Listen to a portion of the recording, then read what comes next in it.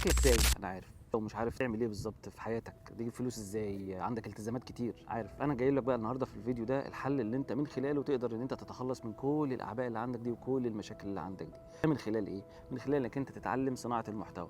طب انا دلوقتي اتعلمت صناعه المحتوى ومش عايز اظهر بوشي، يا سيدي عندي الحل ليك، ما تظهرش بوشك.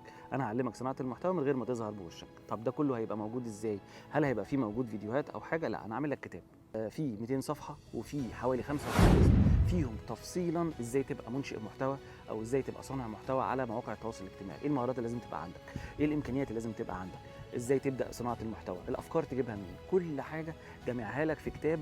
عشان تحصل عليها هتكتب لي بس كومنت كلمه ايرن او كلمه ربح، وهبعت لك لينك الكتاب تنزله تقراه كله من اول صفحه لاخر صفحه، علشان كله مليان معلومات مفيده جدا هتحقق لك الحريه الماليه اللي انت عايزها وهتريحك من وجع الدماغ والتعب اللي انت فيه. يا ريت اكون فدتك بالفيديو ده. مستني التعليق طبعا